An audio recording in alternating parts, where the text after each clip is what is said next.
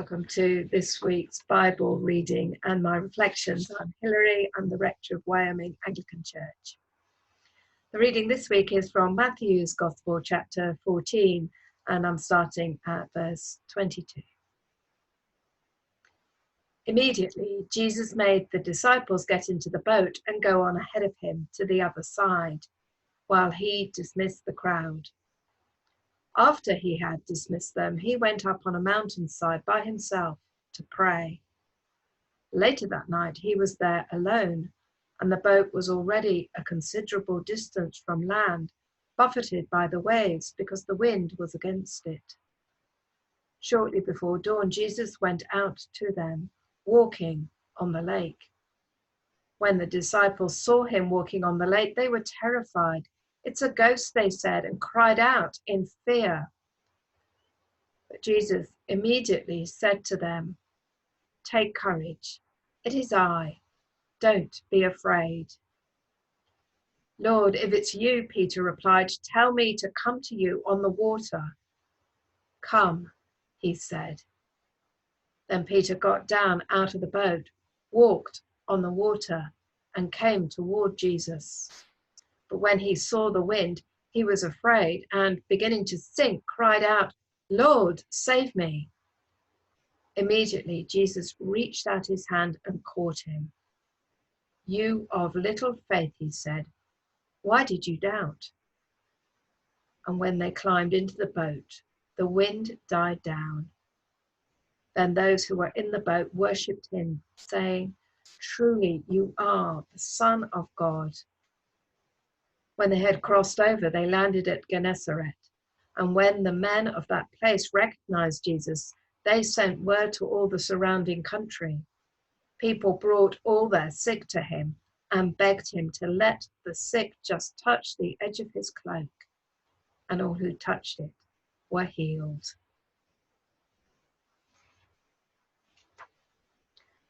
I wonder if you're the sort of person who likes to write a to-do list. I am. There's nothing quite like being able to tick off the items on your list. Those of us who do write such lists, I wonder what order you work your way through the list. Do you go from the top of the list to the bottom?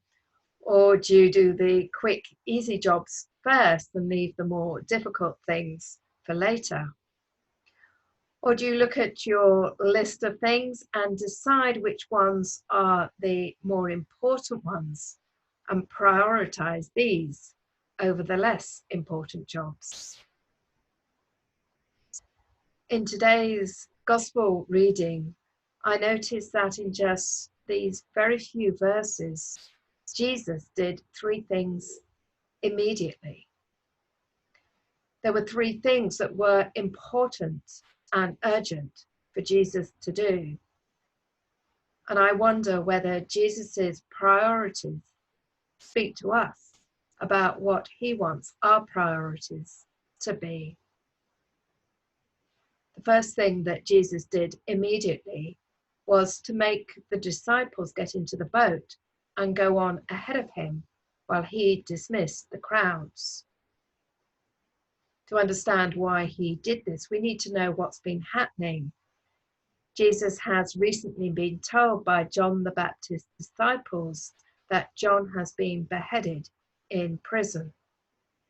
On hearing the news, Jesus withdrew in a boat to a deserted place by himself, the gospel writer tells us. But he doesn't get that time by himself. A huge crowd has gathered to meet him on the shore. He had compassion on them and he healed their sick, Matthew tells us.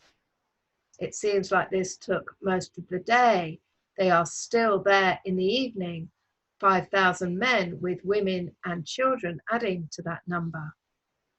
They're in need of food. All that the crowd has is 5 loaves and 2 fish. Jesus performs a miracle. Through that miracle, he feeds this huge crowd with this small amount of food. Jesus still needs that time in a deserted place by himself. He needs to pray. This is Jesus's priority. That is why he immediately sent the disciples on ahead of him, so that he could go up the mountain to pray. If Jesus needed to pray, if prayer was his priority after hearing the shocking news about John, and after the exhaustion I imagine he felt after the day healing people and getting the crowd organized and performing this miracle, how much more do we need to pray? How much more do we need to come intentionally into the presence of God and allow him to minister to us and to allow him to affect and change our thoughts, our feelings? How much more do we need God to give us clarity and direct us in our purposes and actions? It's so much easier to flop in front of the TV, to check our Facebook page or Twitter account, to put on the radio, put on some music. Much easier to do all those things than to seek out God in prayer. Prayer needs to be in the urgent and important box. The second time in this passage that Jesus did something immediately is to deal with his disciples' fear. They are in the boat without Jesus. The boat is far from the shore and is being battered by the waves and the wind. They were powerless against the forces of nature. It sounds familiar, doesn't it? It sounds like how many of us are feeling in our current situation with the COVID-19 pandemic. The only way we can keep safe from it is to do things radically different. The virus is calling the shots over how we behave, is calling the shots over government decisions. We are being tossed about as those disciples were in their boat by the storm. And then in the early morning light, a shimmering, ghostly figure appears.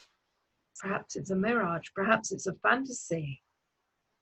The figure is walking towards them on the water. The disciples were terrified, saying, "It's a ghost." Jesus is both the source of their fear and the one who allays their fear. I wonder why Jesus chose to appear to the disciples in this way, in a way that meant his disciples didn't immediately recognize him. Could it be that he needed them to see and to understand more of whom he was? He's not safe. He's not predictable. He is not bound by the laws of physics as we are. He's more than just a man who can perform miracles. He is God, the Son of God and fully human. The fear the disciples felt is immediately addressed by Jesus. So we heard these words. But immediately Jesus spoke to them and said, "Take heart, it is I. Do not be afraid." Fear, worry, and anxiety are such corrosive feelings. They prevent us from being the people that God created us to be. They prevent us from receiving the freedom that Christ gives to us. They prevent us from living the abundant life that God has for us. Fear, worry, and anxiety prevent us from living the life that God has intended for us. They stifle faith. Throughout Matthew's gospel, we hear Jesus on numerous occasions say to his disciples, "Do not be afraid." Near the beginning of the gospel, an angel says to Joseph, "Do not be afraid." Towards the end of the gospel, an angel says to the women at the tomb, "Do not be afraid." Immediately, Jesus dealt with his disciples' fear. He spoke to them. Our trouble is that if we're not careful, we let fear grow. We let it grow in our hearts and minds. We let it become the dominant voice. And we don't hear Jesus saying to us, do not be afraid. We don't let him minister to us. We don't remember the promise of Jesus to be with us. We forget that God, through Jesus Christ, can give us a peace beyond understanding. We do what Peter did later on in the passage. He took his eyes off Jesus and looked at the wind. Jesus had invited Peter to do what he is doing, to walk on water.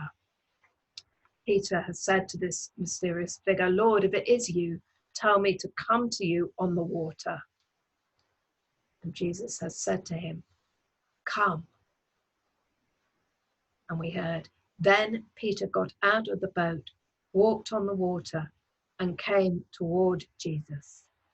But when he saw the wind, he was afraid, and he began to sink.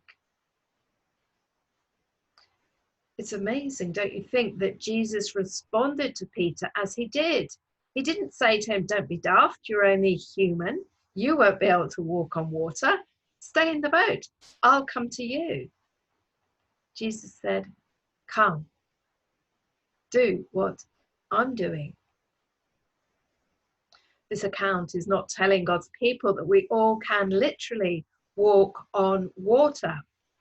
When St. Paul was shipwrecked, he didn't try walking on water to the shore.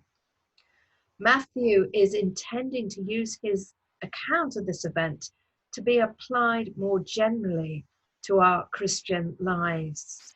Jesus is still saying to us, his present-day disciples, leave your place of safety and do what I was doing here on earth. You proclaim the good news to the poor. You proclaim freedom for the prisoners and recovery of sight for the blind. You set the oppressed free. You proclaim the year of the Lord's favor. Peter was the only one of the disciples who was crazy enough to get out of the boat. He was the only one who had the experience of walking on water, even if it was just for a few seconds. He was the only one who looked at Jesus for those few seconds and trusted him enough to try the seemingly impossible. And then he took his eyes off Jesus and was consumed by fear and began to sink. These are words for us as individuals in our own Christian journeys. These words are also for the church. It's too easy to be a church where we sit in the boat. It's particularly tempting now to batten down the hatches. Let's deal with our collective and individual fear as a matter of importance. Let's keep our eyes on Jesus. What does that mean in practice? It means spending time in prayer. It means reading God's word, studying it, meditating on it. It means not neglecting our worship of him. And then we step out in faith, not bound by fear. What is the worst that could happen to us if we have a thought of what we could do and we try it? What's the worst that could happen to us if we did step out in faith? What was the worst that could have happened to Peter if he stepped out of the boat? He could have drowned, but he didn't. We come to the last of Jesus's urgent and important actions. He saved Peter from drowning. When Peter began to sink, he called out to Jesus, Lord, save me. And of course, Jesus did. Immediately, Jesus reached out his hand and caught him. Of course, Jesus did that. He still does that for his people. He still reaches out. He still catches us. He still saves us. If we stay safe in the boat, why would Jesus reach out his hand and save us? Why would he if we're not of use to him? If we're not doing what he's asked of us? If we're not being church but a collection of people who are looking to have our own needs met? Why would he reach out and save us if we're not doing what he was doing here on earth?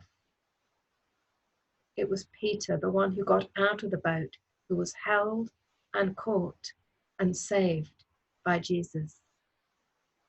And it's to Peter who Jesus spoke words of encouragement and rebuke, words intended to increase his faith.